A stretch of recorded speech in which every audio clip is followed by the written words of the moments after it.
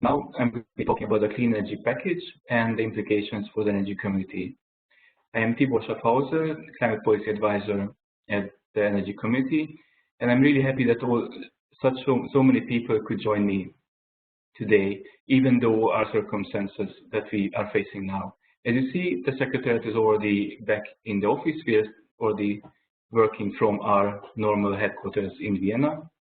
And I hope that while listening and watching this webinar, all of you and your families are safe and sound. So I'm going to start with the presentation now. First, you can see there are going to be several topics that I'm going to be addressing. First, I'm going to talk about the background and goals of the clean energy package. Just a little bit about it because it's already not a new package anymore, so I presume lots of you already heard about some details. However, I'm going to also address the themes and objectives of the clean energy package and European energy policy. Also talk about energy efficiency, energy performance in buildings, renewable energy, the government regulation and the national energy and climate plans, and also explain the next steps in the energy community. So, as you may have heard, in 2019, the EU completed a comprehensive update of its energy policy framework to facilitate the transition away from fossil fuels towards a clean energy and to deliver on the EU's Paris Agreement commitments reducing greenhouse gas emissions. The agreement on this new energy rulebook for the Clean Energy for All Europeans package marked a significant step towards implementation of the Energy Union strategy published in 2015. These new rules bring considerable benefits from a consumer perspective, from an environmental perspective, and also from an economic perspective. By coordinating these changes at EU level and also later on, hopefully, at the community level, this legislation underlines the leadership in tackling global warming and providing an important contribution to the long-term strategy of achieving climate neutrality by 2050. So moving ahead with the 10 themes and objectives of the European energy policy, as you see with this package, the Commission addressed all 5 dimensions of the energy union.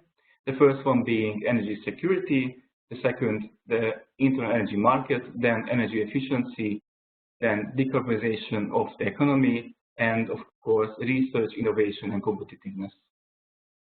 So there are some main elements that I would like to talk about a little bit more in detail. The first is that energy efficiency comes first. The revamped Directive on energy efficiency sets a new higher target on energy use for 2030, my apologies, of 32.5% for the European Union. And the new Energy Performance of Building Directive maximizes energy savings potential for smarter and greener buildings. This package also delivers more renewables. It sets a new ambitious target for the European Union for at least 32% of renewable energy by 2030. And it also has specific provisions to foster public and private investment in order for the EU to maintain its global leadership on renewables. It also brings a better governance of the energy union, a new rule book under which each member state and hopefully later on also contracting parties draft national energy and climate plans, NECPs, between 2021 and 2030, setting out how the member states and later contracting parties have to achieve the energy union targets, and in particular the 2030 targets on energy efficiency, renewable energy, and GHG emissions. This package also gives more rights for consumers. The new rules make it easier for individuals to produce, store, and sell their own energy, and strengthen consumer rights with more transparency on bills and greater choice of flexibility. This package also delivers a smarter and more efficient electricity market. The new laws will increase security of supply by helping integrating renewables into the grid and manage risks by improving cross-border cooperation. However, there are several themes of the clean energy package. At today's presentation, I'm mostly going to talk about the sustainability aspects of this.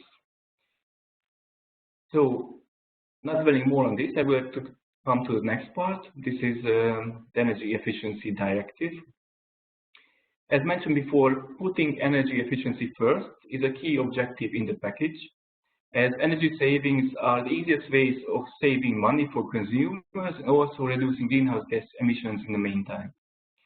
The EU therefore has set a binding target of at least 32.5% energy efficiency by 2030 for the European Union and its member states, and this is relative to the business as usual scenario.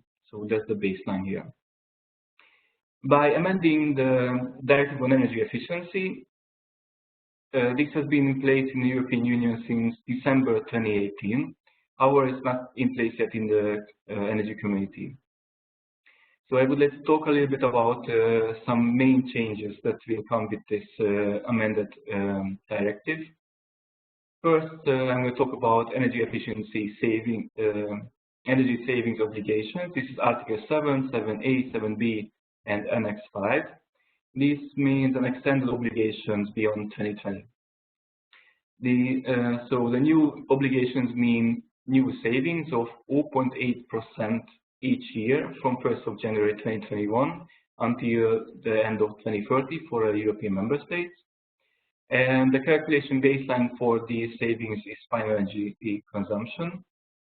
And you can find a range of possibilities in Article 7.2 and 7.4 how to achieve these savings as long as the new savings equal to this 0.8% per year, as mentioned before. So the next important thing is metering and billing. These are Article 9 to 11 and Annex 7A. These mean clear and strengthened rules, empowering and informing consumers. So the new rules bring clarification of requirements for metering and billing of thermal energy. It also brings rights of consumers in multi-apartment and multi-purpose buildings. It also brings transparent and more publicly available rules on cost allocation for these multi-apartment buildings supplied from several central sources. It also has new rights to bill based on actual consumption and based on heat cost allocators readings.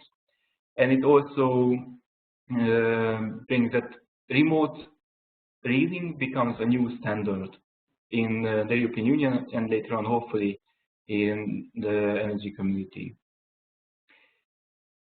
So, as mentioned before, there are new energy efficiency saving targets for the European Union and its member states. These are 32.5% reduction against the baseline by 2030. However, there's also a possibility to revise this target upwards in 2023. So even then, it can be a higher number. There are some discussions now to raise these targets in the European Union. However, since it's ongoing discussions, I'm going to stick to the already decided targets here. So energy efficiency targets for the energy community contracting parties is a different deal, so it's not yet set to this same level of the EU target. However, these new energy efficiency targets will be proposed by the European Commission in 2021, according to the latest information, and these will also proposed together with the revised energy efficiency directive. So coming to the next topic, I would like to talk about the review of the energy performance of buildings directive. So in short, I'm going to refer to this like this in the later stage. As you heard a lot already, buildings are responsible for approximately 40% of energy consumption and 36% of CO2 emissions in the European Union. This makes them the single largest energy consumer in Europe. So as you can imagine, with an older building stock in the energy community, contracting parties. This is also a really high number, therefore it's really important that we tackle this issue. So by improving energy performance in buildings, we can more readily achieve the energy and climate goals set. The Energy Performance in Buildings Directive outlines specific measures for the building sector to tackle challenges, updating and amending many provisions from the previous directive. So I'm just going to talk about a few key elements here, which are new in EPBD. So the EPBD introduces more low and zero emission buildings in the building stock by 2050. It also reduces impact on environment and lowers utility costs, which means affordability for consumers. It also requires member states and later on contracting parties to set comprehensive targets and to set up roadmaps up to 2050, and also carry on public consultations how to achieve these targets, how to set up these roadmaps. Also, this package or this directive has a strong energy poverty and a financial component.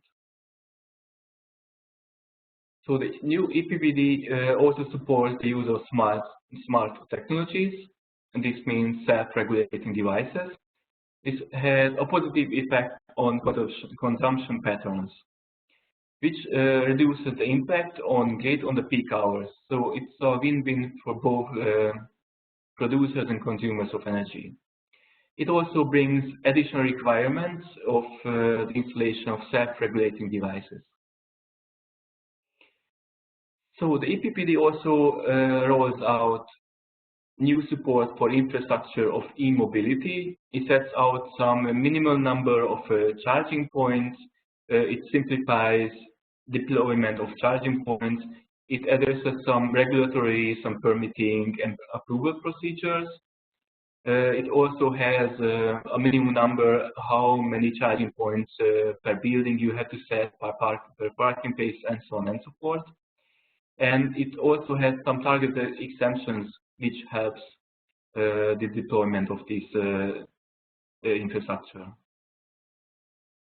So the EPBD also brings better data both for energy performance certificates, and also it requires that databases on energy consumption of buildings are set up. So this means better availability of data, and also helps to assess and document performance of these buildings. So it's really important to have the good data, because having good data is really complementary with other initiatives of the clean energy package.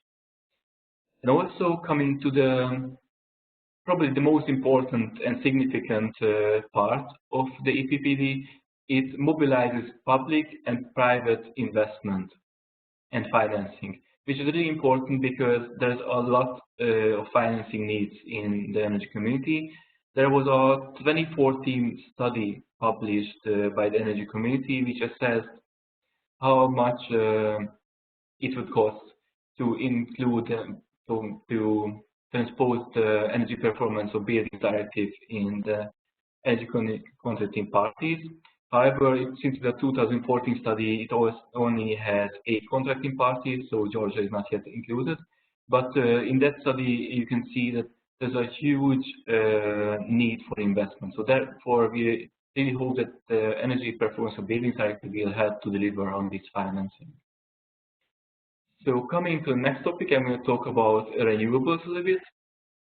And as I mentioned before, that with a view to show global leadership on renewables, and the EU has set ambitious binding targets of at least 32% renewable energy sources in the final energy consumption by 2030 in the European Union.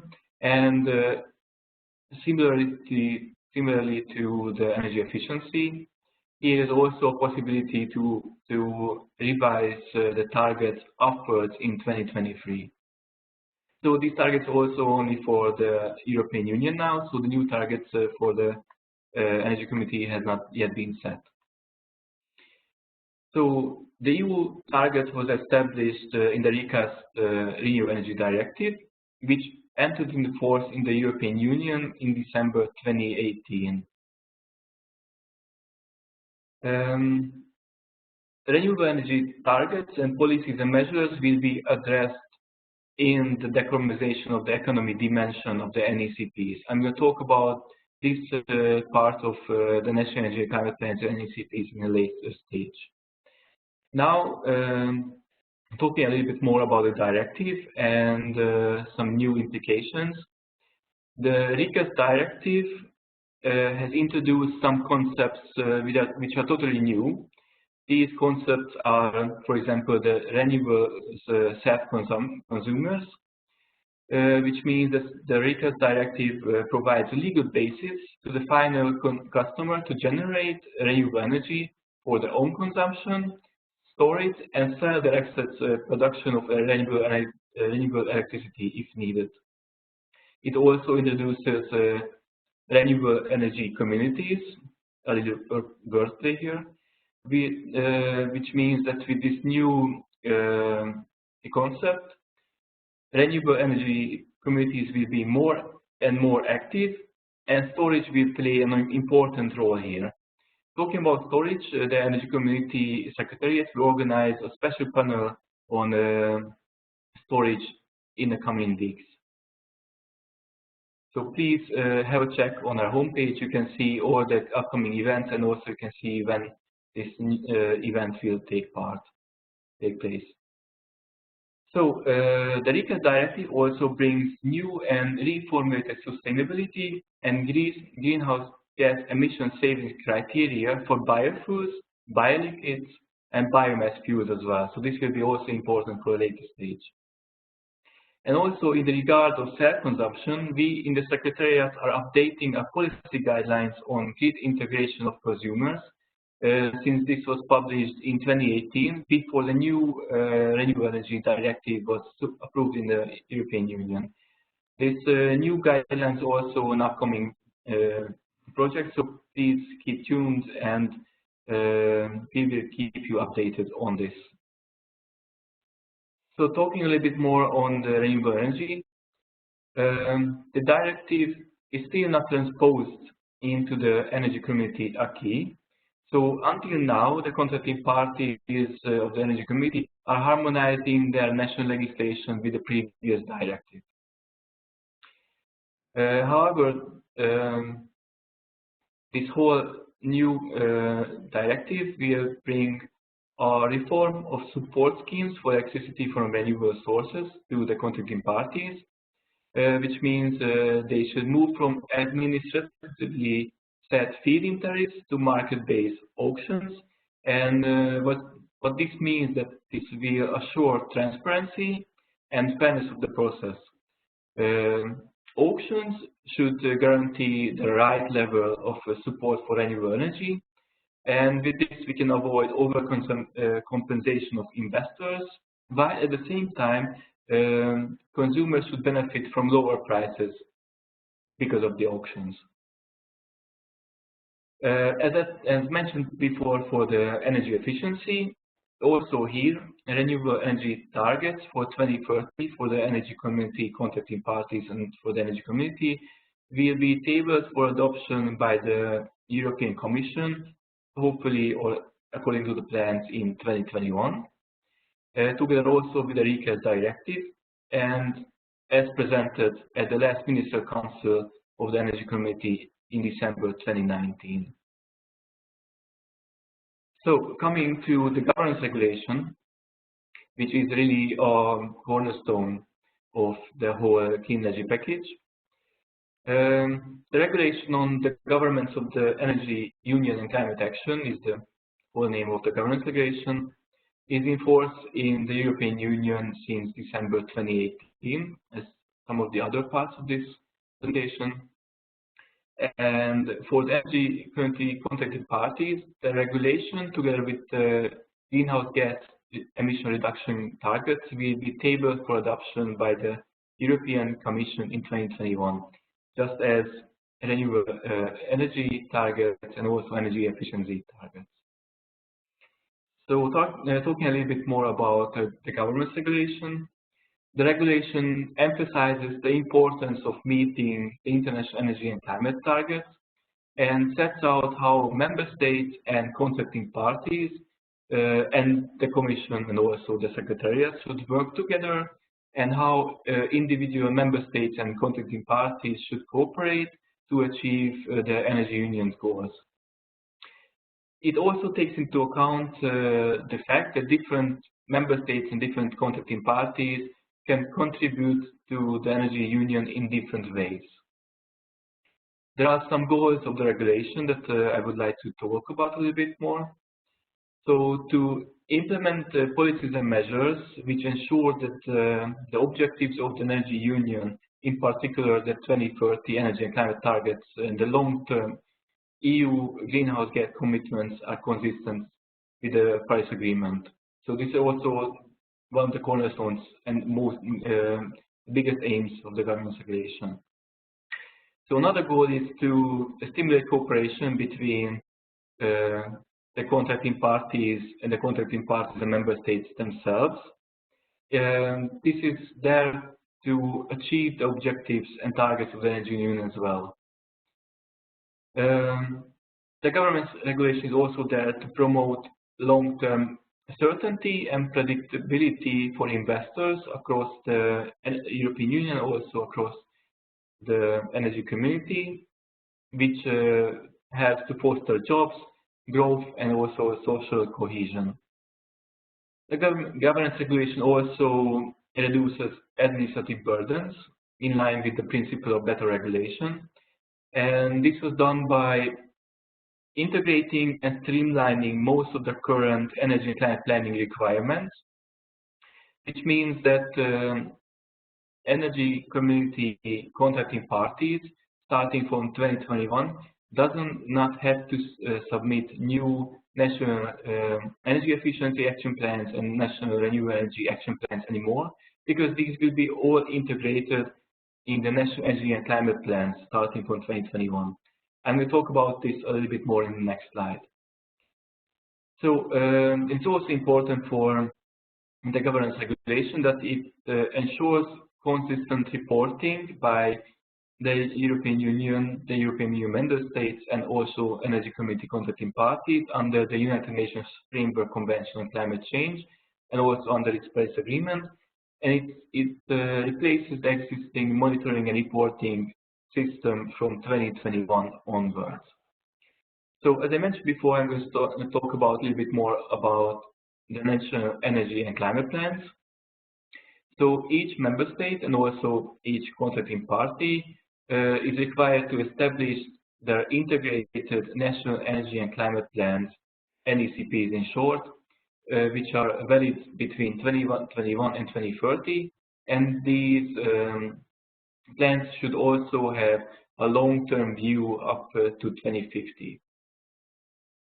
So the national plans outline how contracting parties and also European member states intend to address the key aspects of the energy union, being energy efficiency, renewables, greenhouse gas emissions, emission reductions, how the interconnections are working between them, and how the whole process is supported by research and innovation.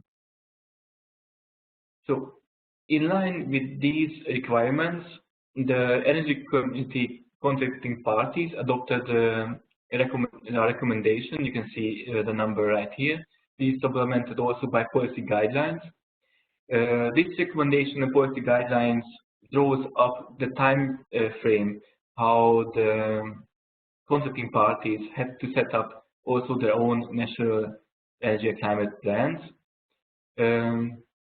which means that contracting parties shall submit a draft plans to the Energy Community Secretariat by the first quarter or first half of 2020. And they also have to submit the final plans by October 2020 or not later until the end of this year.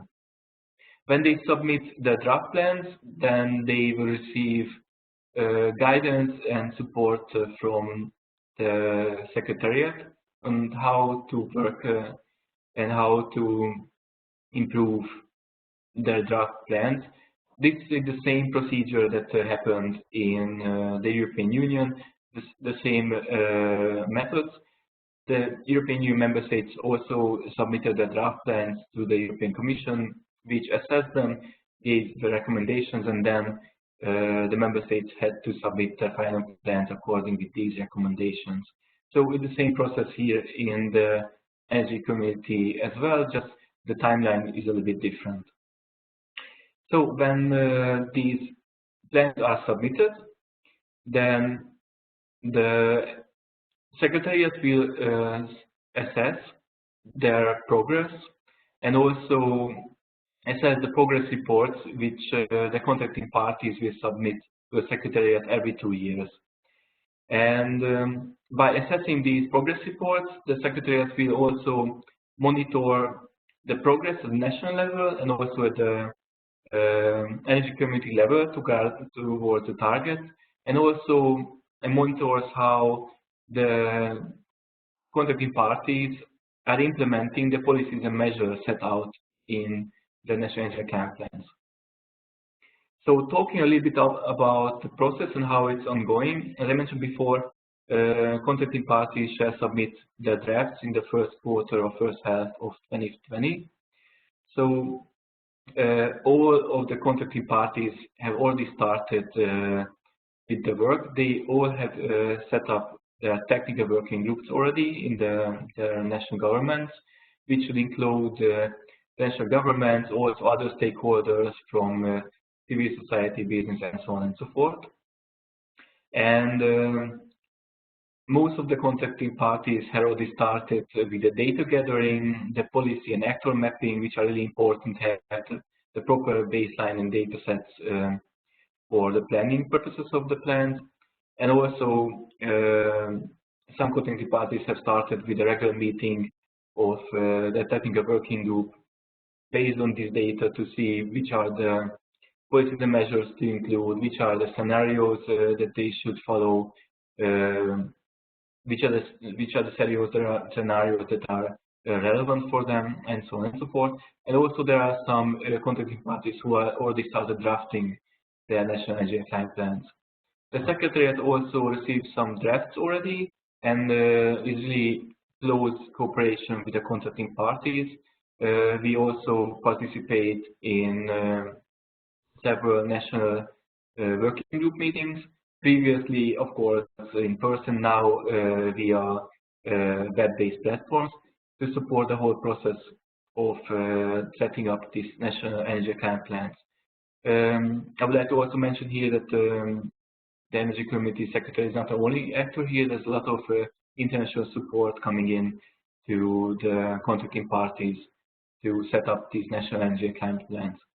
It is also really important to mention that this is not a standalone exercise, because a lot of these strategies, legal bases, and similar strategy documents have been already there and put in motion in the contracting parties, which they can build upon. And also they really have to avoid duplicating the work, since contracting parties who are member to the United Nations Framework Convention on Climate Change, the UNFCCC, have also had to submit their national determined contributions, their updated national determined contributions, the NDCs, this year as well. It's really important that the NECPs and NDCs are also in line with each other. I presume I talked about this quite in detail. So now I'm going to talk about the next steps in the energy community. It's really important to mention, as mentioned before, that these legislation that I was talking about, they were already adopted in the European Union in 2018. And based on these, the Energy Community Secretariat has already drafted the legislation for the Energy Community contracting parties, because of course we cannot take the EU legislation one-in-one and just implement it and transpose it as it is. We have to do some adjustments to these. but this has been made and submitted to the European Commission already. And based on this, and based on the new targets, the European Commission will make a formal proposal to the Energy Committee in 2021. Talking a little bit about this proposal and the targets, as some of you may know, there was already an ongoing exercise previously in the Energy Committee done by the Energy Committee Secretariat in cooperation with contracting parties and also with the European Commission on making a study on possible energy efficiency, renewable energy, and GHG emission reduction targets for the Energy Committee contracting parties. A lot of the contracting parties are using this as a guideline for setting the national energy and climate plans. However, there were some gaps in the data available. Therefore, the European Commission made now funds available for a new project to extend the capacities and modeling capacities of the European Commission to the Energy Committee and also its contracting parties.